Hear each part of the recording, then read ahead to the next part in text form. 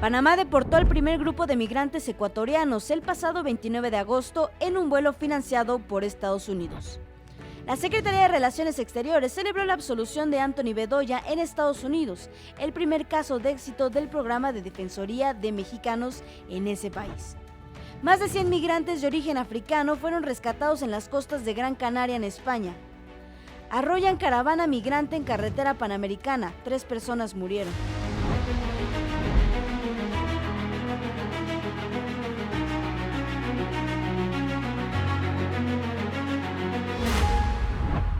¿Qué tal, amigas? Bienvenidas, bienvenidos a este programa especial de TV Migrante Informa. Yo soy Emerson Segura y este 1 de septiembre entra una nueva legislatura al Congreso de la Unión. Una legislatura que acompañará al gobierno de la doctora Claudia Sheinbaum en el caso de los diputados por los próximos 3 años y en el caso del Senado de la República por los siguientes 6.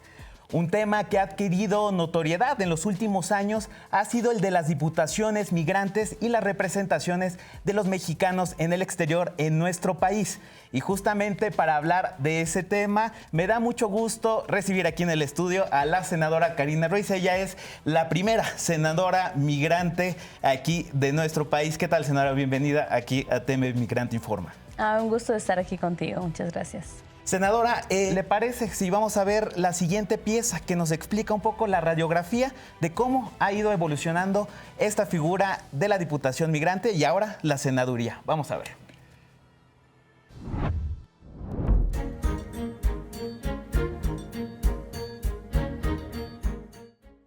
Las y los mexicanos que viven fuera de México llevan décadas buscando la forma de hacer valer sus derechos político-electorales, entre ellos el derecho a votar y ser votados. Lo primero lo consiguieron en el 2005, cuando después de una ardua movilización, una reforma electoral les otorgó el derecho a votar fuera de México. Así, nuestras paisanas y paisanos han ejercido el sufragio para la presidencia desde las elecciones del 2006. Asimismo, con la reforma electoral del 2014, nuestros connacionales pudieron participar en las elecciones federales desde el 2018, cuando además de la presidencia, pudieron elegir al Congreso y algunos gobernadores conforme lo establecido en la legislación local. Pero el derecho a tener representatividad política ha llegado un poco más lento y de manera escalonada. A nivel local, Zacatecas fue el pionero en instaurar desde el 2003 lo que hoy conocemos como Diputación Migrante, una figura que busca representar los intereses de la comunidad que no vive en el país, además de reivindicar su derecho a ser votados. El Congreso de la Ciudad de México, Guerrero, Oaxaca, Jalisco y Chiapas sumaron esta figura a sus respectivas legislaturas, pero a nivel federal esto se consiguió hasta el 2021, después de que la Sala Superior del Tribunal Electoral estableciera una acción afirmativa en favor de la comunidad migrante.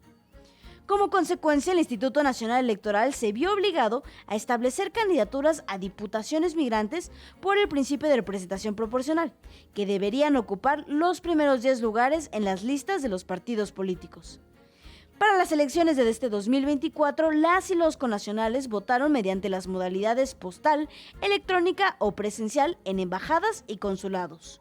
Por las candidaturas a la presidencia de la República, senadurías, las gubernaturas de Chiapas, Guanajuato, Morelos, Puebla, Yucatán y Jalisco, la jefatura de gobierno en la Ciudad de México y su diputación migrante, la gubernatura de Jalisco y una diputación migrante, y la gubernatura de Oaxaca y su respectiva diputación migrante. Resultado de este proceso electoral, alrededor de 40 millones de mexicanos en el extranjero serán representados por 5 diputaciones migrantes y la primera senadora migrante en la historia legislativa de México, Karina Ruiz, quien rendirá protesta en el Congreso de la Unión este 1 de septiembre. Con información de Violeta Barrientos, TV Migrante Informa. Bueno, ahí tenemos este balance y esta evolución de cómo ha ido evolucionando no solo el voto de los mexicanos en el extranjero, que pues ya se puede realizar desde 2006, sino también cómo pues en los últimos años esta figura de diputación migrante ha ido adquiriendo notoriedad no solo a nivel local, sino federal. Y pues, senadora, muchísimas gracias por estar aquí en TV Migrante Informa. Me gustaría preguntarle, esta elección es una elección de primeras veces, la primera presidenta mujer en el país, la primera vez también que se tiene en tiempos ya de democracia una mayoría, ya lo veíamos ahora con el Tribunal Electoral, una mayoría calificada en el Congreso de la Unión. También es la primera vez que habrá una primera senadora migrante. ¿Por qué?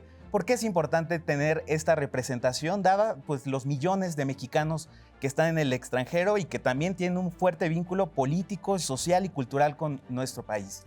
Claro, sí, pues es histórico, ¿no? De verdad se me enchina la piel de reconocer que este momento va a pasar y trascender en la historia, y tenemos una oportunidad que no sé si se vuelva a repetir o cuándo se vuelva a repetir, de hacer cambios reales para nuestro México, y que esos cambios también se puedan palpar y sentir por los mexicanos que viven fuera. Esos mexicanos como mis padres y yo, que fuimos expulsados por gobiernos neoliberales, donde no había oportunidad, y queremos ahora que ese sueño americano ya no sea más necesario y que construyamos el sueño mexicano, esas oportunidades para nuestro México, que también se nos reconozca a los mexicanos en el exterior, no solo como remesas y héroes. Sí somos héroes porque, bueno, vamos allá, pese a que no sabemos el idioma, las dificultades, vivir sin documentos es una cosa bien, bien difícil allá. Hay abusos laborales, hay discriminación, hay falta de oportunidades. Entonces, por todo esto creo que debemos de hacer el mejor esfuerzo, y es importante que se legisle con la visión y escuchando la voz de los migrantes, de los mexicanos en el exterior, de los mexicanos en retorno, sin olvidarnos de nuestros hermanos migrantes también del Caribe, de Centroamérica, porque nosotros hemos estado allá en Estados Unidos pidiendo derechos y oportunidades y que se nos valore. Pues también hay que ver qué estamos haciendo con la migración acá en nuestro país. Senadora, vemos cómo pues, ahora es cada vez, digamos, más común que a través de las acciones afirmativas lleguen, digamos, que personas de ciertos sectores sociales que se incorporan ya a las listas de los partidos políticos, digamos que ya por ley.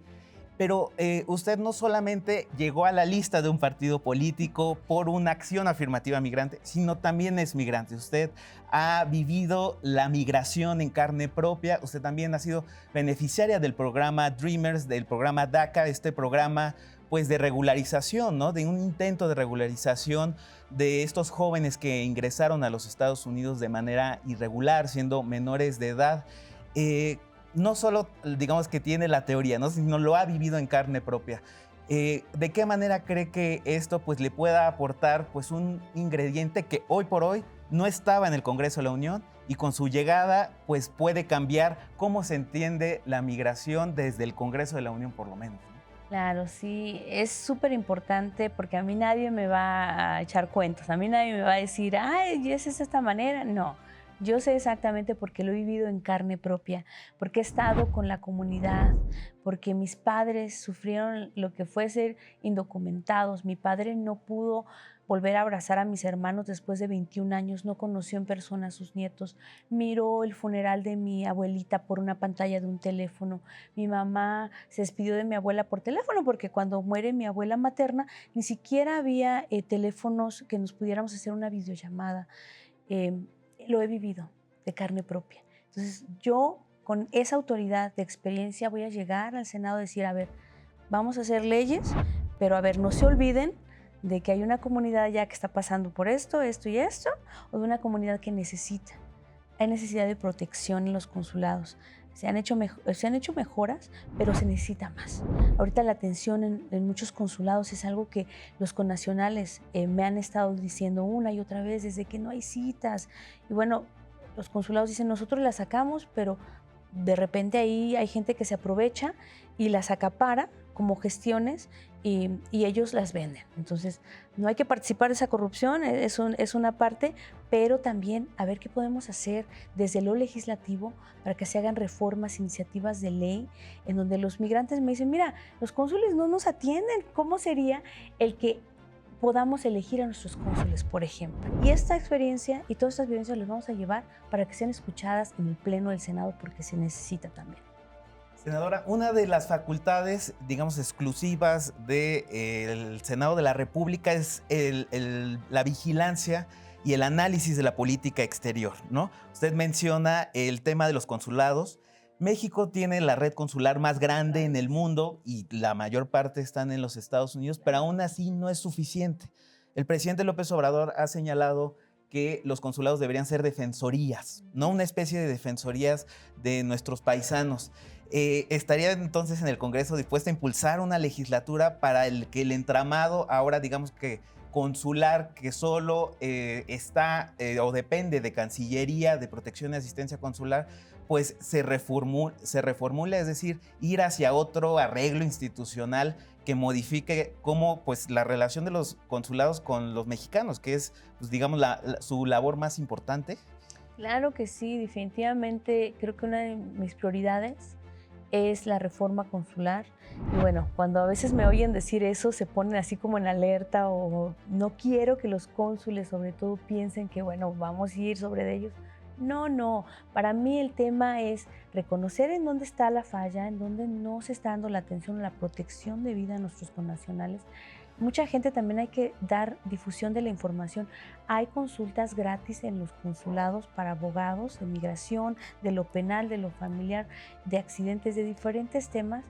Hay estos abogados que dan esas consultas gratis y mucha gente no sabe de este recurso que existe.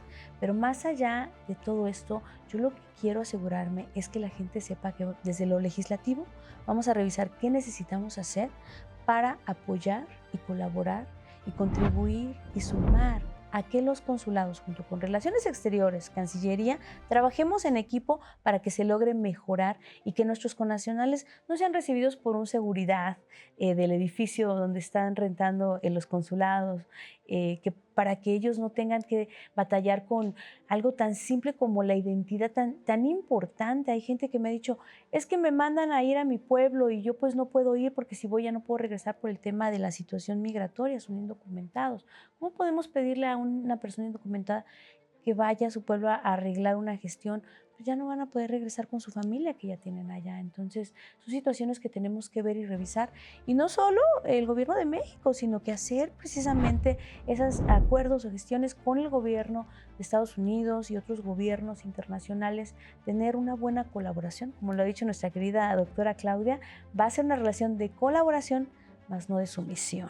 Entonces tenemos que tener eso bien claro, en que podemos hacer programas de reunificación familiar, por ejemplo, ya se hacen para los adultos mayores, aumentar esa capacidad. Mi hermana y mi madre se ven todos los días por videollamada porque tienen miedo de que pase lo que ocurrió con mi padre, que llega a faltar una de las dos, Dios no quiera, y no se vuelvan a ver. Entonces, eso es lo que viven millones de connacionales mexicanos y otros migrantes en Estados Unidos, principalmente porque no se ha hecho una reforma migratoria. Yo les digo, no puedo pasar una reforma migratoria, por favor no pongan esas expectativas del gobierno de México, no puedo, no tengo esa injerencia, pero sí puedo dialogar con mis homólogos, los senadores de Estados Unidos, los representantes, y decir, miren, aquí hay un problema que nos atañe a ambos países. Vamos a traer a los directamente impactados, escuchen de ellos, no nada más de la patrulla fronteriza, pero escuchen de las personas que piden refugio, de las personas inmigrantes indocumentadas. Vamos a trabajar juntos para que se solucione este tema. Senadora, ahora le corresponderá defender justamente a los migrantes desde el Congreso de la Unión, en el Senado de la República, pero usted tiene una trayectoria muy larga de defensa de los derechos humanos de los migrantes, de un activismo muy fuerte en Arizona, incluso en aquel entonces con la ley SB 1070, una ley, digamos, que ahora resurge en la discusión pública porque pues es el modelo, una especie de modelo para que otros estados republicanos pues impulsen legislación en contra de los migrantes, esta ley Show Me Your Papers o Muéstrame tus papeles.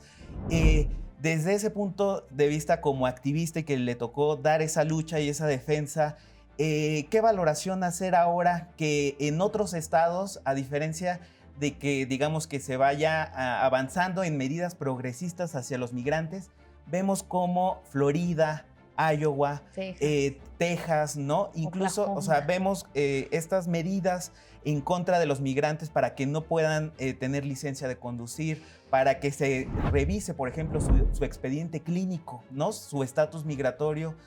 ¿Qué balance hacer sobre esta situación que se vive actualmente y que también la vivió muy de cerca cuando se dio la discusión en el Congreso de aquella ley en Arizona, senadora?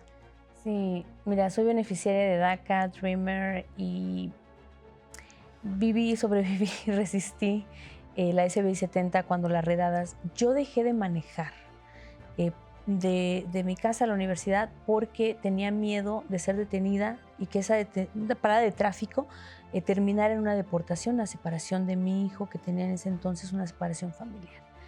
Eso es lo que quieren ciertos personajes en Estados Unidos, ya sea en los gobiernos locales o estatales, que quieren intimidarnos a un punto que quieren que nos autodeportemos. Pero nosotros, bueno, la comunidad migrante, especialmente los mexicanos, resistimos y sabemos que estamos allá no solo por nosotros, sino para ayudar a nuestras familias que están acá. Entonces es una doble responsabilidad y no nos vamos a dar por vencidos tan fácilmente. En el 2010 se luchó y se llevó hasta las cortes y bueno, logramos tumbar bastante parte de la SBI 70, se quedó solo una parte y realmente no ha sido muy aplicada. Entonces, creo que esta vez es otra oportunidad para mandar el mensaje de que los migrantes somos bienvenidos en Estados Unidos, número uno, y de que aunque se esté esparciendo este cáncer de racismo, de xenofobia, que algunos candidatos están, pues ahora sí que fomentando, la verdad es que muchas familias son de estatus mixto. Y con estas familias, como mi hijo, ciudadano, que puede votar, representan los intereses de toda la comunidad, incluyendo a los migrantes. Entonces hay que tener muy, muy en cuenta esto. Es muy importante que sepamos que en Florida quieren tratar de implementar estas leyes, pero no les va a funcionar ahorita como no funcionó en el 2010 en Arizona, que solamente es un éxodo, la gente salió de Arizona a otros estados, pero ahí dice un chant, aquí estamos y no nos vamos, y si nos echan nos regresamos. La verdad es que nuestra gente tiene pues familia ya y oportunidades que de repente se van abriendo.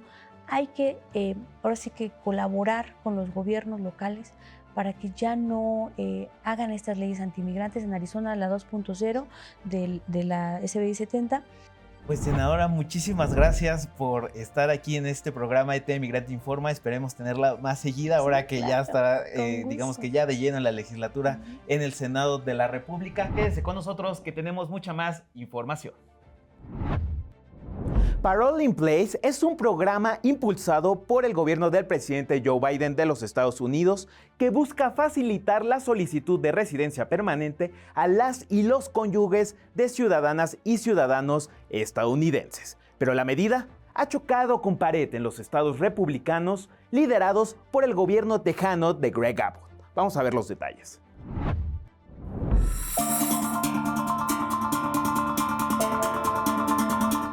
La disputa entre gobiernos locales y el federal por la agenda migratoria continúa en los Estados Unidos. Un juez federal del estado de Texas, en Estados Unidos, suspendió de manera temporal el programa impulsado por el presidente Joe Biden, Parole in Place, que otorga la residencia permanente o Green Card a los cónyuges de ciudadanos estadounidenses y a sus hijastros que hayan llegado a ese país de manera ilegal y que lleven al menos 10 años viviendo en él. La determinación se dio después de que el fiscal general de Texas, Ken Paxton, liderara una demanda a la que se sumaron otros 15 estados gobernados por republicanos. De acuerdo con los denunciantes, el programa no tiene la autorización del Congreso, que persigue objetivos políticos y que incentivará a la migración ilegal. La justicia tejana aseguró que los reclamos de los demandantes son sustanciales y merecen una consideración más cercana, por lo que otorgó un plazo de 14 días. En respuesta, el presidente Biden sentenció que esas familias deberían de permanecer juntas y no ser separadas innecesariamente, y advirtió que su administración no dejará de luchar por ellas. Mientras tanto, el Servicio de Ciudadanía e Inmigración de Estados Unidos continúa recibiendo la documentación requerida para la solicitud del permiso, aunque por ahora no estén otorgando ninguna autorización. Con información de Violeta Barrientos, TV Migrante Informa. El reciente entusiasmo en torno a la candidatura a la presidencia de los Estados Unidos de la demócrata Kamala Harris parece estar ganando terreno en las preferencias electorales. De acuerdo con una encuesta de Reuters Ipsos publicada el 29 de agosto, la aspirante demócrata lidera la intención del voto con un 45%, mientras su contrincante, el expresidente republicano Donald Trump, tiene el 41% de las preferencias. Harris también lidera la intención del voto entre las mujeres y la población hispana, al menos por 13 puntos, al tener 49% contra 36% de Donald Trump. Esto representa un incremento de al menos 5.5 comparado con el mes de julio. Además, el 73% de los demócratas registrados en la encuesta dijeron sentirse entusiasmados con la postulación de Harris. En contraste, en marzo de 2023, la misma encuesta reveló que el 61% de los demócratas registrados votarían Joe Biden solamente buscando detener a Donald Trump. Estos datos confirman los ánimos renovados hacia la candidatura demócrata de Harris. Y nos vamos con más información. El pasado 26 de agosto, los gobiernos de Estados Unidos, Colombia y Panamá se reunieron en la ciudad colombiana de Cartagena y se comprometieron a intensificar la cooperación regional en materia de políticas migratorias. Los tres países pactaron combatir a las organizaciones internacionales de trata de personas, promover la regularización, mejorar los mecanismos de control de regulación de migrantes y priorizar acciones de protección para las personas en tránsito más vulnerables. Cabe recordar que tan solo en 2023 más de 500,000 de migrantes arriesgaron sus vidas atravesando la peligrosa selva del Darién en la frontera entre Panamá y Colombia. Esto para llegar hacia los Estados Unidos. Vamos a escuchar lo que dijeron el secretario de Seguridad Nacional de los Estados Unidos, Alejandro Mayorkas, y el ministro de Relaciones Exteriores colombiano, Luis Gilberto Murillo. The progress our three countries made today and the continued cooperation of our teams in the weeks ahead will contribute significantly to our collective and to our individual security. It will reduce the smuggling of people through the Gulf of Urabá and the Darien province. It will lead to concrete and realistic actions that hold smugglers accountable. It will further our work to promote regularization, improve control and regulation mechanisms for those in transit, bolster information sharing, and address mechanisms of protection for the vulnerable. Los tres países se comprometen a fortalecer la cooperación para desarticular las redes de trata y tráfico de migrantes, mejorar la asistencia humanitaria a las poblaciones migrantes y buscar mecanismos de protección para grupos vulnerables, contemplando opciones humanitarias. En medio de la crisis migratoria que se vive en el mar Mediterráneo, el pasado 28 de agosto el Papa Francisco denunció el maltrato que se le da a las personas en tránsito hacia Europa a través de esa ruta. El sumo pontífice señaló que es un grave pecado no ofrecer ayuda a los barcos de migrantes y subrayó la necesidad de ampliar rutas seguras, legales de entrada para los migrantes. Vamos a escuchar. Emblematico il Mare Nostrum, luogo di comunicazione fra popoli e civiltà, è diventato il Mare Nostrum, è diventato un cimitero. E la tragedia è che molti, la maggior parte di questi morti, potevano essere salvati. Bisogna dirlo con chiarezza. C'è chi opera sistematicamente e con ogni mezzo per respingere i migranti.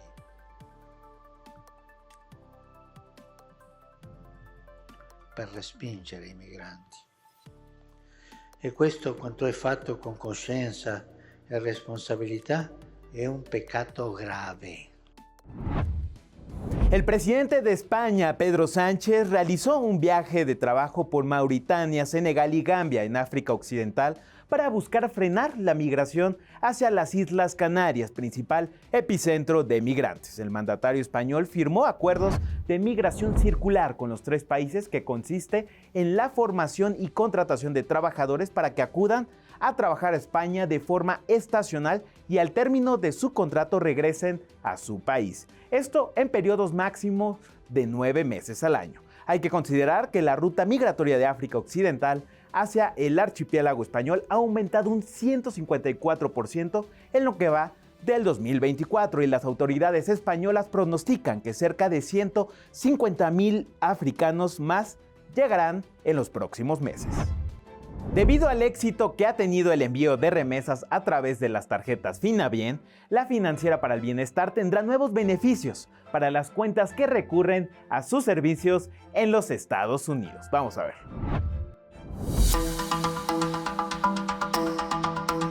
El pasado 19 de agosto, Financiera para el Bienestar dio a conocer los nuevos beneficios de las cuentas Finabien en los Estados Unidos. La Financiera del Bienestar, antes llamada Telecom, es conocida por ofrecer servicios y productos financieros a los mexicanos. Financiera para el Bienestar ha logrado la apertura de más de 300,000 cuentas en México y los Estados Unidos.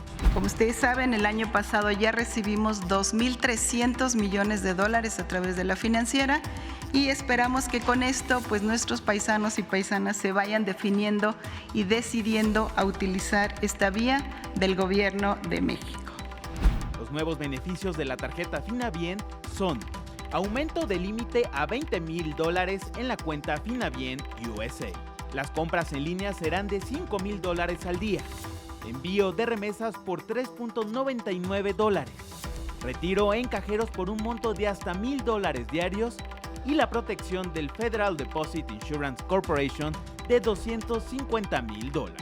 Para acceder a los beneficios de estas mejoras, los usuarios deberán de hacer su cambio de cuenta del 1 al 30 de septiembre de este año por medio de la aplicación Finabien USA. Primero, ingresa a tu app Financiera para el Bienestar. En la sección de acciones en la pantalla principal, localiza la opción Abrir nueva cuenta. Verás un resumen con los beneficios, da clic en el botón Continuar. Comienza tu registro, asegúrate de tener a la mano los documentos requeridos y deberás aceptar los términos y condiciones, completar los datos de tu domicilio y verificar tu identidad. Si tú o tu familiar tienen una cuenta de Financiera para el Bienestar en los Estados Unidos, estén muy pendientes del correo electrónico con el que abriste la cuenta. TV Migrante informa. Muchas gracias por estar en este programa de TV Migrante Informa. Yo soy Emerson Segura y no se pierdan todos nuestros contenidos por MX Plus, Altavoz Radio y desde luego en Canal 14. Hasta la próxima.